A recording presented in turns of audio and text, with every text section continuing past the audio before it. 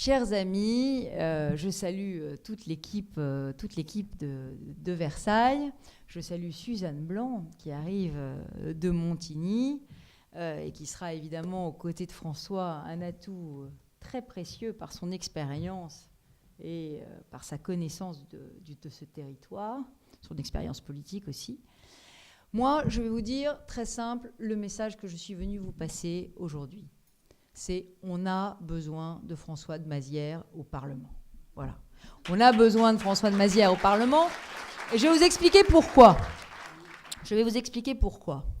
Parce que je sais que certains disent c'est un très bon maire, mais pourquoi François député ? Eh bien moi, je vais vous dire pourquoi. C'est très simple.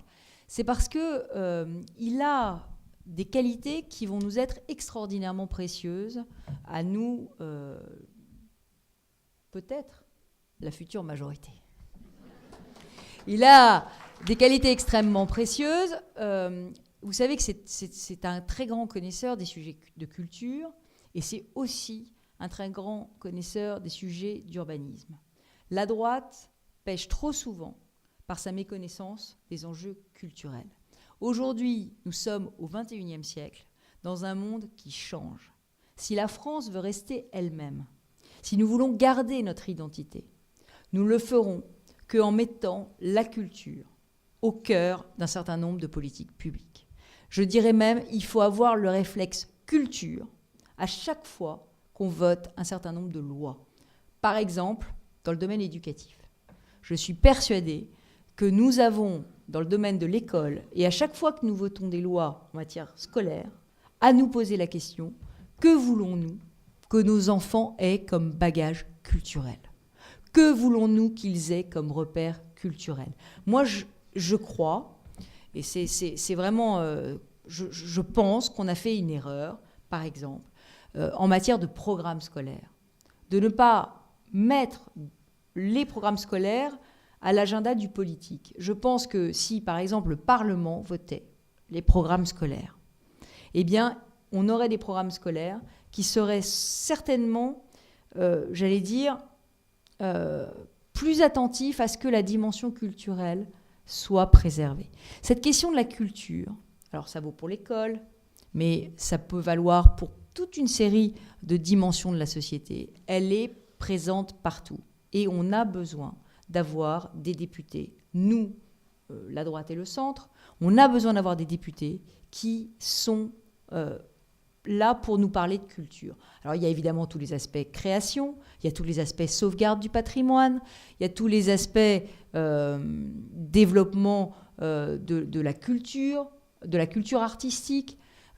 Tout ça, ça fait partie vraiment d'un bagage qu'on doit donner à chacun de nos enfants, qu'on doit donner à tous les Français, parce que la culture, c'est le supplément d'âme sans lequel la vie en société perd beaucoup de son sel. Donc moi, je crois qu'avoir un spécialiste des questions culturelles, et puis pourquoi pas de la culture classique, parce que là aussi, moi j'aime beaucoup la création contemporaine, François aussi aime beaucoup la création contemporaine, l'architecture contemporaine, il vient encore de le prouver en inaugurant dans Versailles son nouveau centre numérique.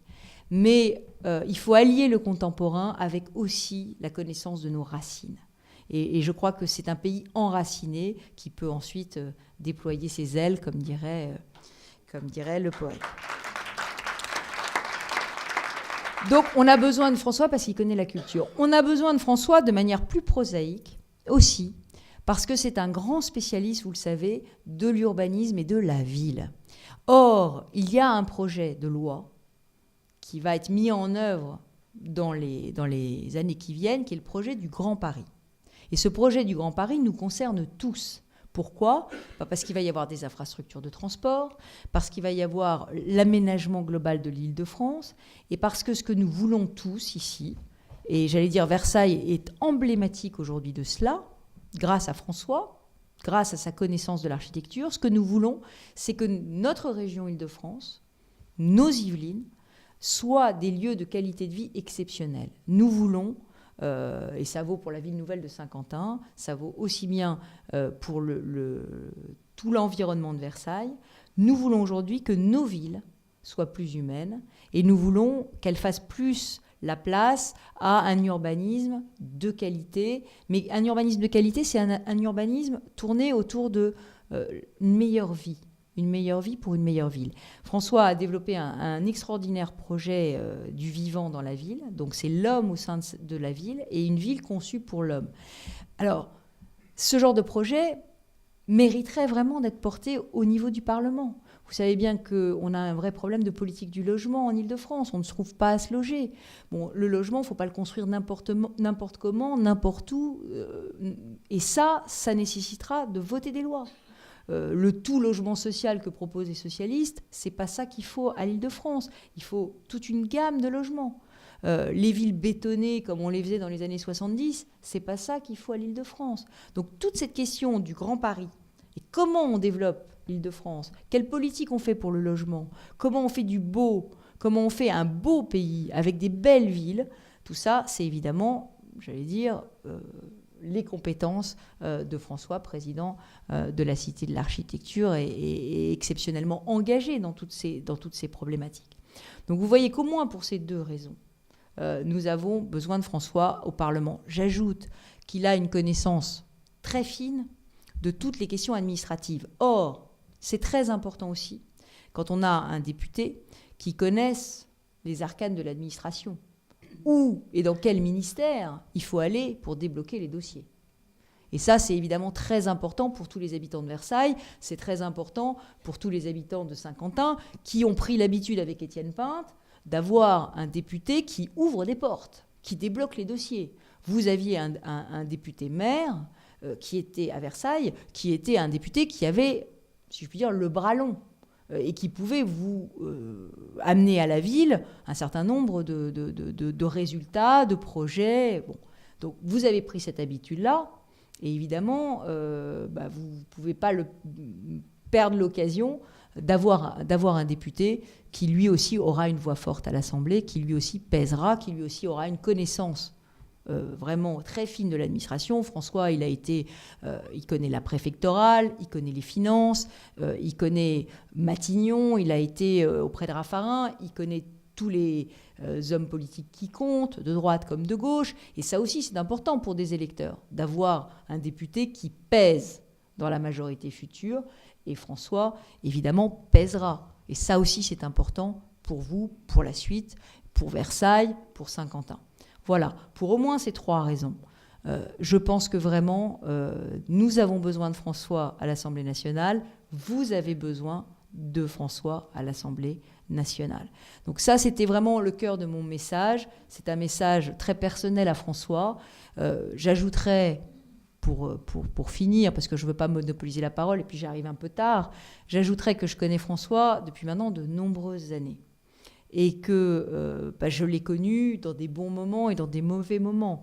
Je l'ai connu quand je suis arrivée il y a 10 ans, quand le général Morillon avait décidé que j'étais illégitime et que j'étais beaucoup trop jeune pour pouvoir faire de la politique, et que lui avait, en tant que héros de guerre et voilà, enfin bon, je ne veux pas critiquer, avait beaucoup plus de légitimité que moi pour faire de la politique et pour représenter la 2e circonscription des Yvelines. Et à ce moment-là, François, avec beaucoup de courage, était venu m'aider à m'implanter dans cette 2e circonscription. C'est évidemment des choses qu'on n'oublie jamais, parce que c'est des dettes d'honneur, c'est des dettes, quand on arrive tout seul, qu'on n'est pas la favorite des sondages, qu'on a 35 ans et que quelqu'un vous tend la main et vous aide, c'est quelque chose qu'on n'oublie pas, évidemment. Donc on a commencé notre parcours à ce moment-là. Et depuis, François a toujours été quelqu'un sur qui j'ai pu compter. Voilà, j'ai toujours pu compter sur lui. Et aujourd'hui, je tiens à lui dire qu'il peut évidemment compter totalement sur moi. C'est un ami. Et c'est un ami sûr. C'est l'ami à qui vous pouvez vraiment confier vos problèmes, vos soucis, et qui va les régler. Et ça aussi, c'est une qualité extraordinaire pour un député, c'est d'être fiable. Vous avez beaucoup de gens qui vont venir vous voir pour être élus. Lui, il ne vient pas vous voir pour être élu, il vient vous voir parce qu'il a vraiment cette vocation de service public, cette vocation de rendre service. Et c'est au cœur de sa personnalité, de sa vocation. C'est un engagement politique de très long terme. Hein. Il a fait ça depuis très très très longtemps. Mais je crois qu'il est extrêmement solide et je peux en témoigner moi-même très personnellement. Alors si je peux dire un tout petit mot de politique nationale, quand même, mais vous allez voir, ça recoupe aussi la question de l'élection dans la première circonscription. Je dirais que François Hollande n'a pas gagné l'élection. C'est l'anti-sarkozysme qui a gagné l'élection. Voilà. Il y a eu des caricatures terribles du président de la République. Il y a eu des caricatures terribles de notre action, alors que vraiment, on a sauvé la France à plusieurs reprises dans des situations économiques terribles. Et d'ailleurs, M. Hollande va s'en apercevoir très vite. Et ça, évidemment, ce sera une forme de revanche pour un certain nombre d'entre nous. C'est l'anti-sarkozysme qui a gagné l'élection. Aujourd'hui, on est dans l'élection législative. C'est un autre combat. C'est le combat pour savoir qu'est-ce qui va protéger la France dans les années qui viennent. La crise que nous vivons, elle est structurelle. Le monde est en train de changer. Il y a des pays émergents qui sont aujourd'hui émergés. On est dans un monde de concurrence, on est dans un monde ouvert, on est dans un monde de flux migratoires, on est dans un monde instable, on est dans un monde dangereux. Alors aujourd'hui, quel est le bon programme dans ce monde-là? Et comment est-ce que la France reste la France dans ce monde-là? Comment la France du XXIe siècle reste forte, reste vivante, reste puissante et protège ses citoyens dans ce monde-là? Il y a deux façons de voir. Hein. Soit on prend les solutions du XXe siècle, les emplois jeunes, la retraite à 60 ans, travailler moins, gagner plus, on augmente les salaires, on augmente le SMIC, on dépense l'argent qu'on n'a pas, on continue à essayer de s'endetter alors qu'on ne peut plus s'endetter aujourd'hui. Et puis on se dit que ça va aller mieux. Ça, c'est le programme de François Hollande. Les Français n'ont pas acheté ce programme. François Hollande a été élu avec une minorité des voix. Il a été élu avec 51,5% des voix et 6% de vote blanc et nul. Il a été élu avec une minorité des voix. Donc ces législatives sont extrêmement importantes. On peut encore gouverner la France en juin. Voilà. Alors c'est pour ça que je vais vous demander de vous mobiliser très fort. Parce qu'il n'y a aucune élection qui est gagnée d'avance. Et ne croyez pas, parce qu'on est à Versailles, que c'est Versailles qui vote. C'est pas Versailles, c'est Versailles, Montigny et Guyancourt. Montigny et Guyancourt sont à gauche aujourd'hui, majoritairement. Il faut que les Versaillais se mobilisent massivement et se mobilisent dès le premier tour. Et malheureusement, dans ces circonstances, je suis désolée de vous dire qu'on va avoir besoin de chacun d'entre vous. Chacun d'entre vous dès le premier tour. Dès le premier tour. Et autant, si Nicolas Sarkozy avait regagné, je vous dirais que vous avez le droit de vous faire plaisir pour le premier tour, que vous avez le droit d'exprimer des sensibilités, des différences, des humeurs, etc. Ok, on pourrait se disperser si on n'était pas dans une situation de danger. Mais aujourd'hui, on est en situation de danger. Il faut faire gagner ceux qui portent vos valeurs et vos convictions. Et on ne peut pas s'égarer. Les candidatures... j'allais dire minoritaire, de témoignages, c'est super quand on a gagné. C'est super quand on fait le plein des voix. Aujourd'hui, les électeurs de la droite et du centre, ils sont groggy, ils sont assommés, ils sont déprimés. Ils se disent on a perdu, il va falloir aller les réveiller un par un, et il ne faut pas égarer les voix au premier tour. Il faut voter massivement pour François dès le premier tour. Parce que Montigny et Guyancourt voteront massivement à gauche au premier tour. Et qu'il faut lui donner la dynamique. Il ne faut pas lui casser sa dynamique. Eux, ils n'ont qu'une seule candidate. Hein, et elle est redoutable, je la connais très bien, c'est une vice-présidente de la région Île-de-France. Elle est redoutable, elle est sectaire, elle est combative, et elle est juste pas du tout d'ici. Hein. Elle habite Paris, et elle est professeure, je ne sais plus où, à Saint-Denis, je crois. Bon, c'est très bien, mais elle vient se parachuter chez nous, parce qu'elle espère que les divisions de la droite vont nous faire perdre de la dynamique.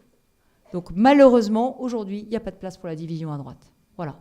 Et vraiment, dites-le autour de vous. Dites-le autour de vous. Je sais qu'il y a des voix qui ont envie de s'éparpiller. On ne s'éparpille pas. On donne de l'avance à François dès le premier tour. On lui fait faire le plus magnifique premier tour possible, de façon à ce qu'il l'emporte très largement au second tour. Je vous assure, il n'y a pas de stratégie et on a besoin de chacun d'entre vous. Et ne vous dites pas que cette élection est gagnée d'avance. Ne laissez dire personne à Versailles que cette élection est gagnée d'avance.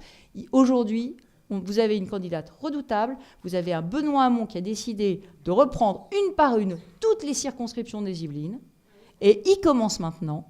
Donc vraiment, je suis désolée, il y a le feu, on a besoin de vous, et je compte sur vous.